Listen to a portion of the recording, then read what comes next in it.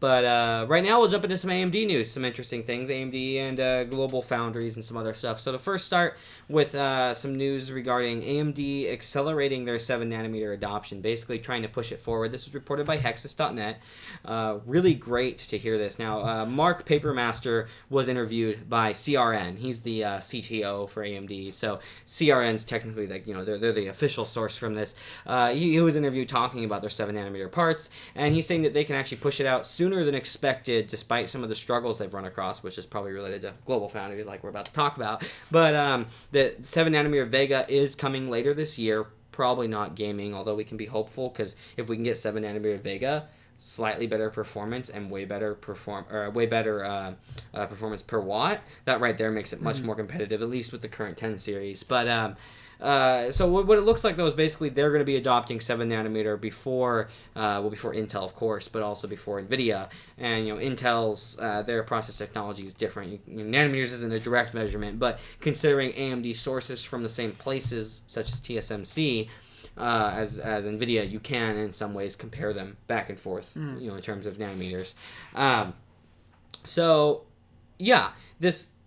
I hope that this happens for gaming cards, but even if it doesn't, I'm excited to see 7nm coming out for Vega. It's going to be good that they're pushing that forward. And then the first 7nm EPYC CPU should be coming out next year, along with Ryzen 7nm. We don't know exactly when next year, but probably somewhere in the first half of next year would be my speculations. So, yeah. That's pretty exciting. I'm excited to see these new parts. I'm excited to see what 7nm is capable of. I'm excited to see if AMD pushes towards 8 cores per CCX instead of 4, and we start seeing 16 cores on the mainstream. I think, though, we might run into the issue of VRMs on motherboards being able to handle that. How is AMD going to handle the socket balancing since they've guaranteed the socket for so long? Because we saw with Threadripper 2, they actually stifled performance in some ways to keep it socket interchangeable, which is understandable in a lot of ways. We're glad they did that, but also they could have made things a little better. They could have added more PCIe and more memory at basically no cost to them, but instead they actually put money into stifling the card to make it socket compatible because they're so dedicated to that. And again, I also want to mention as a reminder, 7nm is not equal to, nanometers is not equal to transistor density directly. And Global Foundries and TSMC's 10nm is much more like their 10nm tech that they've come out with, and their 12 and 14 even.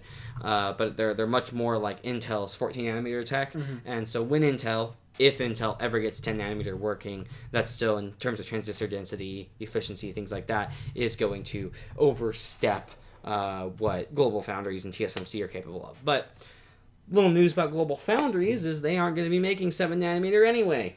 They have completely dropped out of the game. There's been a little bit of rumors going around about this, but considering they're a process company, rumors people don't talk about that much. But they are dropping 7nm and focusing on other areas of the business. From what we understand, TSMC, we know for sure, is going to be the only producer for both NVIDIA and AMD. And so TSMC is going to be having to scale up production on all the 7nm parts. But AMD, Lisa Su from AMD, did mention that the Global Foundries will still maintain a big part of their business. And so what that tells us is there's going to be some 14nm parts and 12nm parts probably still around, and maybe for consoles and stuff like that. Guess, yeah. We'll see 14nm, things where cost effectiveness is the absolute most important thing versus the higher end computing parts. We'll see 7nm, and I wouldn't even be totally surprised if we saw mid-tier and lower tier on the stack of GPUs being 14nm and the highest end stuff being 7nm. But it's just interesting to see that Global Foundries is just completely giving up. We don't know if it's exactly because they couldn't get it working, or they just didn't have the R&D budget for it. Yeah, maybe it was Global Foundries specifically that kept causing it to get delayed. Yeah, there was some rumors going around about that and some talk about that because TSMC, rumor has been well ahead of Global Foundries in terms of process manufacturing for a while. And a lot of this basically confirms that it was really good that AMD was sourcing from both TSMC and Global Foundries and had plans to do that and worked with both of them. Is if they had worked only with Global Foundries like they've done in the past, they would have shot themselves in the foot. Yeah. Of course, AMD being such a huge partner probably could have helped push the development on Global Foundries side. But basically they were like, to save us money and effort, we'll go with both. and whoever comes out with the best process first will just stick with theirs. Yeah. So I think it's a good move on their part, and that's about it. Just expect some big things from AMD. Probably next year is when we're going to see a lot of AMD stuff. This year, it's probably mostly kind of dead, other than we might get some middle tier Ryzen 2, which would be really cool, but or second gen Ryzen.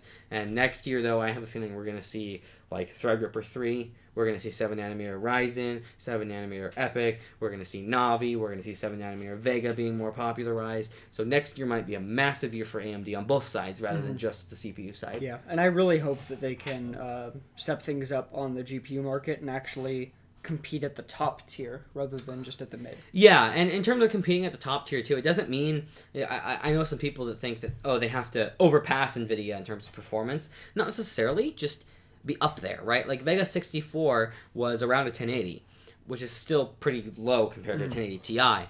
But just being up there close. It doesn't necessarily have to win out, but being able to win out in certain fronts, such as performance per dollar, or performance per watt, or maybe even both, or better driver stability, which is a thing that's an advantage on AMD's side right now.